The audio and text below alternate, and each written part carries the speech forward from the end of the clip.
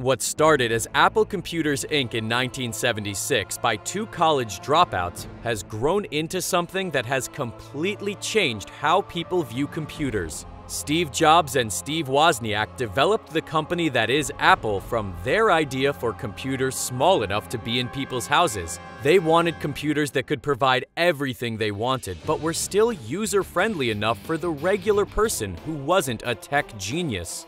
Like most other businesses, Apple had humble beginnings, with the two co-founders building the computers out of their garage. Soon, however, sales boosted, and by 1980, Apple sales had jumped to $117 million. Wozniak soon exited the company, but Jobs was more than capable of holding the fort down in his absence. Jobs left soon after in 1985 and went on to pursue other ventures, and Apple has stayed doing well since that time, with Apple revamping the mobile phone and personal computer industry. iPhones have since proven to be the company's most successful products, and the company has followed through with similar products and upgrades to the iPhone since then. In 2018, the popularity of iPhones contributed to Apple reaching previously unattainable heights. Apple was the first company to be valued at $1 trillion.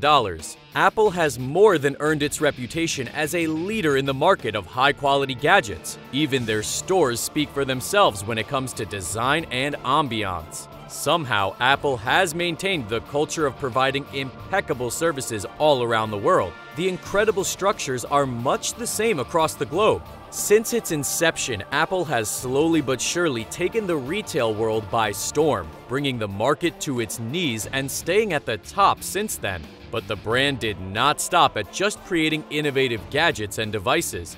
Apple made sure it stayed one step ahead of the copycats by employing renowned architects to come up with the unique designs that can now be identified as Apple stores everywhere.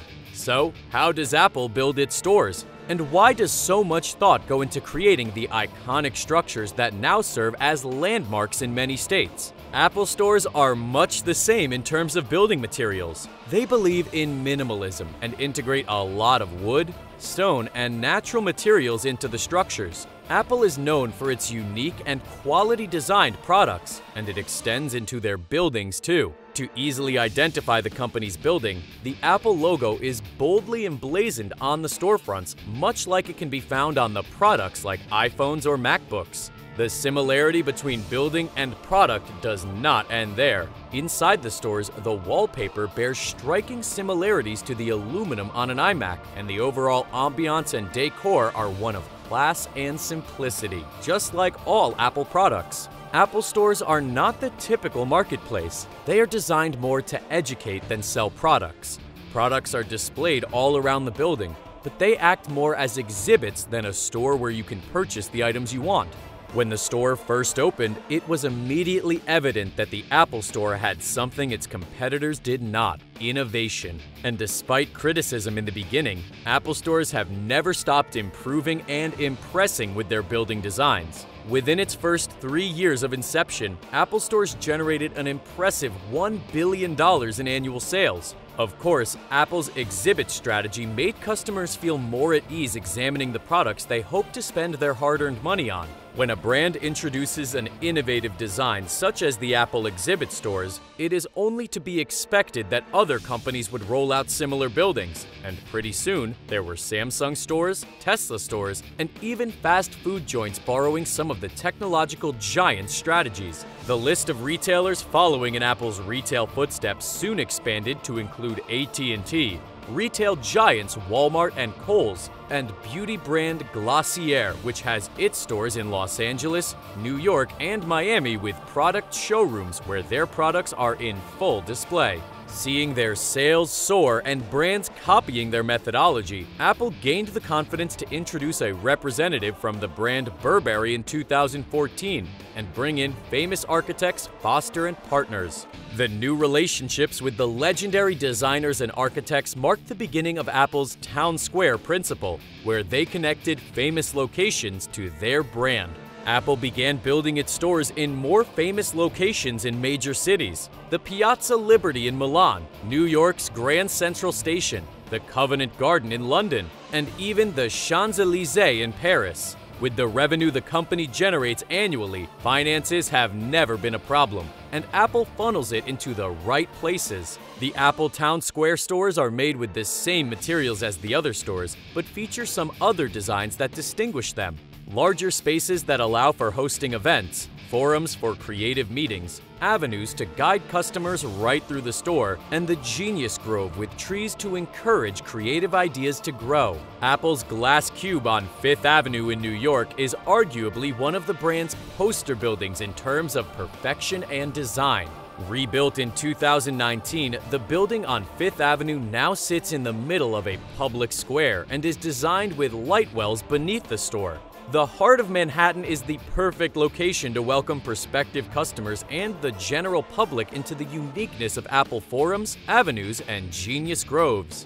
Although Apple already has some groundbreaking stores since its inception in 2001, 2020 saw the firm breaking even more barriers with a spherical island store on Singapore's Marina Bay. The building is surrounded by water, and the view alone is breathtaking. But let's take a moment to appreciate the architectural genius that must have gone into finalizing this design. Customers have to walk through a 45-meter tunnel to get inside the building, and for many, the short walk is well worth it. The building is cleverly designed with self-supporting glass and steel and also offers beautiful views of Singapore's skyline from every corner.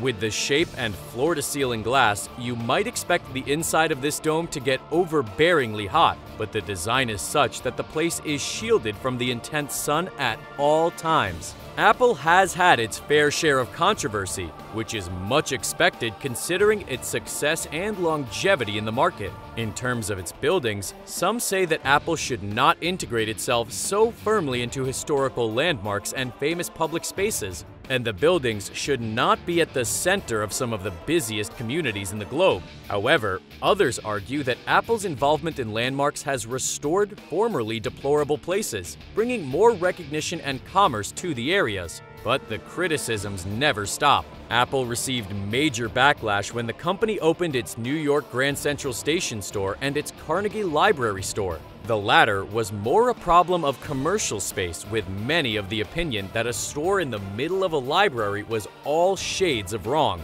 After all, the store was originally intended to be just that, a library. Apple maintains that its renovations and publicity generated returned the library to the position it was meant to be, a center for learning, creativity, and excellence. Apple might have won that round, but public opposition does have an effect on the company. The Apple Store that was intended for Melbourne's Federation Square was eventually scrapped after public outcry. Apple's 506 stores have been praised as a huge success, yielding around $5,546 per square foot in 2017. This is a lot of success for physical stores in an age where online shopping is taking over the world of commerce. But Apple stores are in no way intimidated by Amazon and other online retail stores. Instead, they are a breath of fresh air with their display of selected products, a help center, space for events and meetings, and a cashierless system, all coming together to form an easy customer experience. The stores average 1 million visitors per day across the globe, and people queue for hours before the opening of a new store. And that's all we have for today, folks. Thank you for watching. I hope you learned a thing or two about your favorite electronics brand. So, are you all for Apple's unique styles, or do you think they shouldn't occupy spaces in some of the historical landmarks? Let me know what you think in the comment section down below, and I will see you next time.